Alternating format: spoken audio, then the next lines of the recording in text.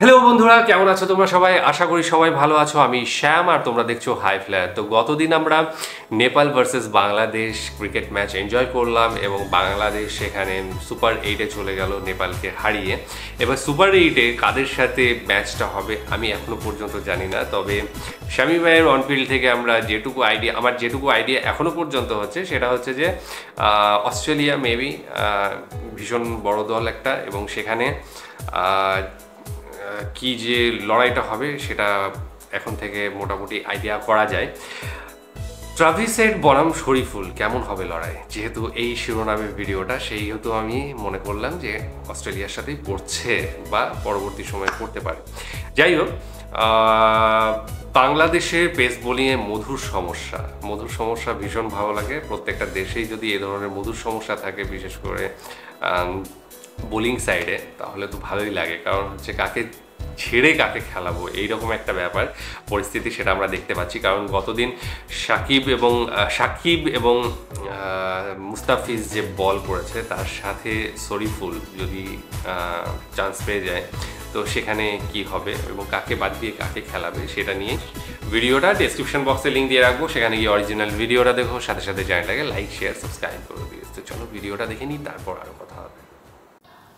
আসসালামু আলাইকুম। আমা কফি প্রেজেন্টস টার্নিং পয়েন্টের সকলকে আমন্ত্রণ। অস্ট্রেলিয়ার ম্যাক্সিমাম ম্যাচগুলোর টার্নিং পয়েন্টটা মার্কাস স্টয়নিসই হচ্ছেন, তবে শুরুর দিকে ট্রাভিস হেড একটা অনেক গুরুত্বপূর্ণ ফ্যাক্টর। ইভেন স্কটল্যান্ডের সঙ্গে এই ম্যাচটা ট্রাভিস হেড তার নৈপুণ্যের জায়গাটা আপনি কখনোই অস্বীকার করতে পারবেন না। আমার কাছে মনে হয় যে এই ইনিংসের টার্নিং পয়েন্টটা ট্রাভিস হেডের ব্যাটিং টাইম। ট্রাভিস হেড এমন একজন ব্যাটার, গেল আইপিএল থেকে দুর্দান্ত ফর্মে আছেন, 23 বিশ্বকাপ ভালো খেলেছেন, সব কিছু মিলিয়ে একটা স্বর্ণালী সময় কাটাচ্ছেন। টি-20 ক্রিকেটে ট্রাভিস হেডের দুর্বলতার জায়গা যদি আমরা বলি, সেটা হচ্ছে leg spin. Right arm leg break বোলারদের এগেনস্টে ট্রাভিস হেডের আপনি যদি খেয়াল করে দেখেন, স্ট্রাইক রেটটা খুবই পোর, মানে সেটা ট্রাভিস হেডের স্ট্রাইক রেটের সঙ্গে জিনিসটা যায় না। ইনফ্যাক্ট আপনি যদি ডোমেস্টিক টি-20 ক্রিকেট এবং ইন্টারন্যাশনাল টি-20 ক্রিকেট দুইটাই পর্যালোচনা করে দেখেন, খেয়াল করে দেখবেন এই একটা জায়গাতে ট্রাভিস হেডের একটা বড় ধরনের দুর্বলতার জায়গা আছে। কিন্তু প্রশ্নের জায়গাটা হচ্ছে, বাংলাদেশের right arm leg break bowler Rishad Hossain, বাংলাদেশের যদি প্রথম ম্যাচ খেলতে হয় অস্ট্রেলিয়ার সঙ্গে, ইনশাল্লাহ বাংলাদেশ উঠে যাবে পরবর্তী রাউন্ডে, আপনি কি রিশাদ পর্যন্ত ওয়েট করবেন? আবার আরেকটা প্রশ্ন চলে আসে, রিশাদকে কি আপনি নতুন বলে বোলিং করতে দেবেন? সেটা দেবেন না, এটা কখনোই সম্ভব না। আমি ক্যাপ্টেন হলে আমি কখনো দিতাম না, আমি টিম ম্যানেজমেন্টে থাকলে আমি রিশাদকে নতুন বলে বোলিং করতে দিতাম না। প্রসঙ্গের জায়গাটা হচ্ছে যে আপনি ওই পর্যন্ত কি ওয়েট করবেন কিনা। আরেকটা উইকেটের জায়গায় বলি, সেটা হচ্ছে ডানহাতি অফ ব্রেক বোলারের এগেনস্টে। অফ ব্রেক বোলারের এগেনস্টেও তার স্ট্রাইক রেটটা আপনি খেয়াল করে দেখেন, ডোমেস্টিক টি-20তে 117 আর ইন্টারন্যাশনাল টি-20তে 114। আদারওয়াইজ অন্য বোলারদের এগেনস্টে তার স্ট্রাইক রেট অনেক বেশি। চলতি বছর তো পেস বোলারদের বলে, ডানহাতি পেস বোলারদের বলে 206 স্ট্রাইক রেটে খুব সম্ভবত তিনি ডোমেস্টিক টি-20তে স্ট্রাইক রেট মেনটেন করেছেন। সো এই জায়গা থেকে চিন্তা করলে আসলে ট্রাভিস হেডকে আপনি আটকাবেন কীভাবে, তার উইক গেটটা কীভাবে? হ্যাঁ, অফ ব্রেক বোলারের কথা বললাম, লেগ ব্রেক বোলারের কথা বললাম। এখন প্রসঙ্গ হচ্ছে, আপনি কি ট্রাভিস হেডকে অ্যালাউ করবেন যে রিশাদ বা মাহমুদুল্লাহ রিয়াদ তারা যখন বোলিং করতে আসবেন ওই পর্যন্ত তাকে আপনি ক্রিজে রাখবেন, নাকি আপনি মাহমুদুল্লাহ রিয়াদ বা রিশাদকে পাওয়ার প্লেতে বোলিং করাবেন? সেটাও কিন্তু একটা রিস্কি ব্যাপার। সো এই জায়গাটাতে একটা জায়গা আছে যেখানে ট্রাভিস হেড বরাবরই স্ট্রাগল করে গেছেন। আপনি যদি খেয়াল করে দেখেন, একদম সেই 2015 সাল থেকে মিচেল স্টার্কের এগেনস্টে ট্রাভিস হেডের একটা দুর্বলতার জায়গা আছে। বাংলাদেশে মিচেল স্টার্ক নাই, এটা একটা আমাদের আফসোসের জায়গা। কিন্তু শরীফুল আমাদের দেশে ভালো বোলিং করছেন নাওয়াডেজ। তার ইনকামিং মুভমেন্ট ডানহাতি ব্যাটারের এগেনস্টে, সেটা বাঁহাতি ব্যাটারের জন্য আউটগোয়িং, ওই টাইপ অফ ডেলিভারি, একটু সামনে থেকে মুভমেন্ট করানো, ওই ধরনের বল করার দক্ষতা তার আছে। খেয়াল করে দেখেন, যখন তিনি মিচেল স্টার্ককে ফেস করেছেন বেশ কয়েকটা ওকেশনে একই টাইপের বলে, একই করিডোরের বলেই কিন্তু আউট হয়েছেন। বোথ ওয়েজ মুভমেন্টে আউট হয়েছেন, আপনারা পর্দায় দেখতে পাচ্ছেন, ইনক্লুডিং দিস আইপিএল, খুব কাছাকাছি অঞ্চলে। তবে এক্ষেত্রে একটা বিষয় উল্লেখযোগ্য, তা হচ্ছে এক্সট্রা পেসটা ভেরি মাচ ইম্পর্টেন্ট। যে পেস থাকলে তখন একজন ব্যাটারকে আপনি অনেক নাস্তানাবুদ করতে পারেন। সো শরীফুলের যেমন সুইংটা আছে, আর একটু বেশি পেস থাকলে হয়তোবা সেটা আরও অনেক বেশি মাত্র ইম্পর্টেন্ট ফ্যাক্টর হতে পারতো। কিন্তু এখন প্রসঙ্গের জায়গাটা হচ্ছে শরীফুলকে আপনি ইনকর্পোরেট করাবেন কিনা। তানজিম সাকিবের পেসটা রয়েছে, তানজিম সাকিব পিচে খুব বল ভালো হার্ডলি হিট করাতে পারে, যদিও ডানহাতি পেসারের এগেনস্টে ট্রাভিস হেডের স্ট্রাইক রেটটা অনেক বেশি। কিন্তু Tanzim Sakib has that kind of nature, movement করতে পারেন। এবং তানজিম সাকিবের যেহেতু ন্যাচারাল মুভমেন্টের জায়গাটা হচ্ছে outgoing towards outgoing from the right handers এবং incoming towards the left handers, Travis হেডের সামনে সামনে যদি সিমে পিচ করা ওই ধরনের বল করতে পারেন, এটা তার জন্য একটা বড় ভাইটাল ফ্যাক্টর হতে পারে। এখন আমি জানি না টিম ম্যানেজমেন্ট কী করবে এই ট্রাভিস হেডকে লক্ষ্য করে কিংবা অস্ট্রেলিয়ার সঙ্গে ম্যাচকে লক্ষ্য করে শরীফুলকে তারা ইন করাবে কি না, কারণ সেই জায়গাটায় বাঁহাতি পেসার ডেফিনেটলি অস্ট্রেলিয়ার মতো টিমের এগেনস্টে একটা ফ্যাক্টর হলেও হতে পারে, যদিও দুইজন বাঁহাতি ওপেনার কিন্তু অস্ট্রেলিয়া টিমে, একজন ট্রাভিস হেড আর একজন ডেভিড ওয়ার্নার। সো সেই কাজটাও করবে কিনা আমরা দেখেছি, ওয়ার্নার এই আইপিএলে মোস্তাফিজকে খুব কমফোর্টেবলি খেলেছেন। Authentic Brazilian coffee. কিন্তু ট্রাভিস হেডের যে ব্যাটিং নেচার সেই জায়গাটায় একটু এক্সপ্রেস বাঁহাতি ফাস্ট বোলার হলে পরে সেটা বাংলাদেশের জন্য উপকৃত হতো, কিন্তু ট্রাভিস হেডের উইকেটটা পর্যন্ত আসলে ওয়েট করাটা যাবে না, সেটা বিট রিস্কি আমার কাছে মনে হয়। একটা বিষয় খেয়াল করে দেখবেন 2015 থেকে 2021-22 এই সময়টাতে ট্রাভিস হেডের ব্যাটিং কিন্তু একটা এভলিউশন ঘটেছে। জাস্টিন ল্যাঙ্গারের কোচিং আসার পর খেয়াল করে দেখেন যখন 15 সালে তিনি ব্যাটিং করতেন তখন তিনি অনেক ওপেন স্টান্সে ব্যাটিং করতেন, এখন তিনি অনেক ক্লোজ স্টান্সে ব্যাটিং করেন। পায়ের অবস্থানটা খেয়াল করে দেখেন, আগে ব্যাটিং করতেন ওপেন স্টান্সে, এখন ব্যাটিং করেন ক্লোজ স্টান্সে। আগে তার হাতের অবস্থানটা এলবো পজিশনটা উপরের দিকে ছিল, অনেক উপরে, এবং ব্যাকলিফটের অবস্থানটা খেয়াল করে দেখেন আপনি ব্যাটের একটা পোর্শন দেখতে পাচ্ছেন ফ্রন্টাল ভিউতে, কিন্তু এখন তিনি যেভাবে ব্যাটিং করেন তার এলবোটা নিচে, তার hand close to his feets এবং তার ব্যাটের পজিশনটা খেয়াল করে দেখেন, আগে যেরকম আপনি একটা পোর্শন দেখতে পাচ্ছেন এখন আপনি দুইটা পোর্শনই দেখতে পাচ্ছেন।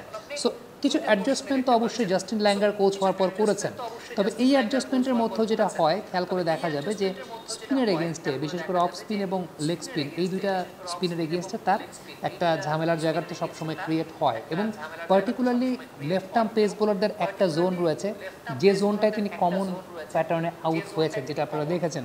সো আমি জানি না বাংলাদেশের টিম ম্যানেজমেন্ট কেমন পরিকল্পনা করবে, আমার কাছে যেন মনে হয় কেন যেন পেস বোলারদের মধ্যে চিন্তা করলে তানজিম সাকিব এবং শরীফুল দুজনই এফেক্টিভ হতে পারেন ট্রাভিস হেডের এগেনস্টে, কিন্তু স্পিন পর্যন্ত তাকে ওয়েট করানো, মানে ওই পর্যন্ত তাকে ক্রিজে রাখাটা কিন্তু ডেঞ্জারাস, ওর মধ্যে ম্যাচ বের করে ফেলবে। সো ট্রাভিস হেডকে ফেরাতে হলে আপনার শুরুতেই ফেরাতে হবে, এবং এই জায়গায় টিম ম্যানেজমেন্টকে একটা ট্রিকি ডিসিশন নিতে হবে তারা কী করতে চায়। থ্যাংক ইউ আমাদের সঙ্গে এতক্ষণ থাকার জন্য। তাহলে মোটামুটি আমি শিওর হলাম যে বাংলাদেশ এবং অস্ট্রেলিয়ার খেলা হচ্ছে সুপার 8-এ, কারণ শামী ভাই যেভাবে বিশ্লেষণটা করলো সেখান থেকে এটুকুই বুঝতে পারলাম যে বাংলাদেশের সাথে অস্ট্রেলিয়ার করছে, এবং সেই জায়গায় একটু চাপ আমার মনে হয়, কারণ এটা অস্ট্রেলিয়া, সেটা যে কোনো দল অস্ট্রেলিয়ার সঙ্গে খেলতে একটু দ্বিধাবোধ বোধ করে।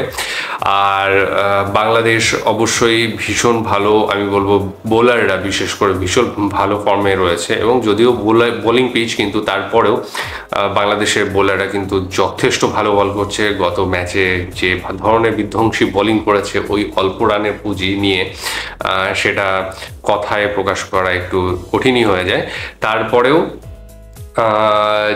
অস্ট্রেলিয়া বলে কথাটা হচ্ছে, ট্রাভিস হেড ভীষণ ভালো পারফর্ম করছে। গত ওয়ার্ল্ড কাপ থেকে আমরা দেখছি ফাইনালে যে ধুমধুমার কাণ্ডটা ঘটালো, তার সাথে সাথে আইপিএলে যেভাবে খেলেছে অসাধারণ খেলেছে, এবং প্রত্যেকটা ম্যাক্সিমাম মানে ম্যাচেই তার স্ট্রাইক রেট প্রায় 200-র ওপরে থেকেছে।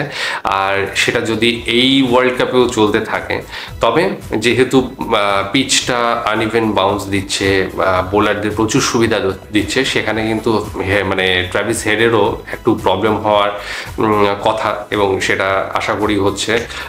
জানি না গত কয়েকটা ম্যাচে অস্ট্রেলিয়া কীভাবে পারফর্ম করেছে, কারণ ম্যাচগুলো সব যে দেখা হচ্ছে তা নয়, কিছু কিছু ম্যাচ দেখা হচ্ছে বাংলাদেশের হয়তো থাকলে, পাকিস্তানে থাকলে, ইন্ডিয়ার থাকলে এই ম্যাচগুলো হয়তো দেখা হচ্ছে, কিন্তু আদার্স যেগুলো হচ্ছে সেগুলো টাইমিংয়ের প্রবলেম হচ্ছে, সেগুলো দিনে আমরা দেখতে পাচ্ছি হয়তো, সেই জন্য দেখা হচ্ছে না। রাত্রিবেলায় থাকলে একটু সময় পাওয়া যায়, সেই জন্য খেলাগুলো দেখা হয়।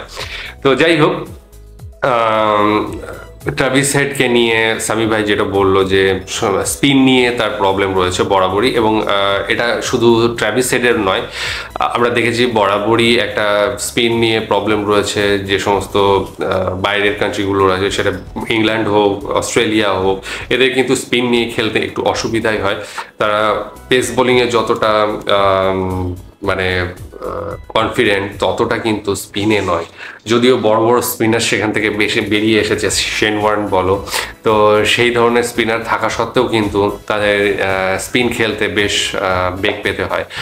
আর যেহেতু ওখানকার পিচগুলোই ওই রকম, মানে পেস বোলিংয়ের জন্য পারফেক্ট, স্পিনারদের জন্য পারফেক্ট নয়, সেই জন্য ওরা যেভাবে খেলে অভ্যস্ত সেইভাবেই তৈরি হয়। তো সেই ক্ষেত্রে সামি ভাই যেটা বললো যে হেডকে যে অত দূর পর্যন্ত মানে স্পিনারদের খেলানো পর্যন্ত নিয়ে যাওয়া, সেটা উচিত হবে না। আবার স্পিনারদের নতুন বল দিয়ে কাজ ততটা হবে কিনা এবং সেটা ক্যাপ্টেন কখনো ভাবতেও পারবে না। কিছু কিছু ম্যাচে আমরা অবশ্য দেখেছি, ওয়ান ডেতে বিশেষ করে, যে স্পিনারদের দিয়ে বল ওপেন করানো কিছু কিছু ম্যাচে আমরা দেখেছি, দেখিনি এমন নয়, কিন্তু তারপরেও এটা টি-20 ওয়ার্ল্ড কাপ এবং সেখানে স্পিনারদের নিয়ে আসার সাহস পাওয়া এবং সাথে সাথে নতুন বলে স্পিন করানোটা, সেটাও একটা চাপের। তারপর হচ্ছে যেটা বলা হলো যে যেটা সাকিব রয়েছে, সাকিব যেটা বলের মুভমেন্ট করতে পারে এবং রিয়াদকে নিয়ে আসার কথা হচ্ছে, সেখানে বলের মুভমেন্ট যেটা ট্র্যাভিস হেডের ক্ষেত্রে দেখানো হলো, যে ভিতরে ঢোকা যে সমস্ত বলগুলো রয়েছে, ভিতরে ঢুকছে, ইনসুইং করছে, বিশেষ করে লেফট হ্যান্ডেড যারা রয়েছে বোলার, মিচেল স্টার্কের ক্ষেত্রে তার যে প্রবলেম রয়েছে ট্র্যাভিস হেডের, সেটা দেখানো হলো। এবং শুধু হেড কেন, আমার মনে হয় বাংলাদেশ মানে অস্ট্রেলিয়ার যে কজন আছে প্রত্যেকেই তার দিনে সেরা একদম, এবং সেই দিনটা এক একজনের এক এক দিন নয়, ওই 2-3 জনের একসঙ্গে আসে, এরকম একটা ব্যাপার। এবং এরা হচ্ছে বড় মঞ্চে খেলার জন্য তৈরি থাকে সব সময়। আর বিশেষ করে ওয়ার্ল্ড কাপে আমার তো মনে হয় যে ওয়ার্ল্ড কাপে একটা ম্যাচ ওদের টার্নিং পয়েন্ট ছিল, যে ওয়ার্ল্ড কাপে জেতার পেছনে, সেটা হচ্ছে আফগানিস্তানের সাথে, এবং সেই ম্যাচটা যে ঘুরিয়েছে তার কথা তো মানে আলাদা করে কি আর বলবো, তোমরা সবাই বুঝতে পারছো। তো সেই আফগানিস্তানের ম্যাচটা এখনো চোখের সামনে ভাসে, কিভাবে বের করে এনেছিল। তো যাই হোক, ভালো লেগেছে এবং ট্র্যাভিস হেডকে নিয়ে আরও পর্যালোচনা হবে টিমের মধ্যে আশা করছি, এবং সাথে সাথে আদার্স যারা ব্যাটসম্যান রয়েছে তাদেরকে নিয়েও। যদিও ব্যাটিং উইকেট নয়, ব্যাটিং পিচ নয়, বোলিং পিচ, সেখানে বাংলাদেশের বোলাররা যথেষ্ট ভালো বল করছে। শামি রয়েছে, সাকিব রয়েছে, মুস্তাফিজ রয়েছে, এবং সাথে সাথে তাসকিন রয়েছে, প্রত্যেকেই খুব ভালো বল করছে, এবং ম্যাচগুলো বেশ এন্টারটেইনিং হবে, যে ম্যাচটা খেলা হবে সেটা।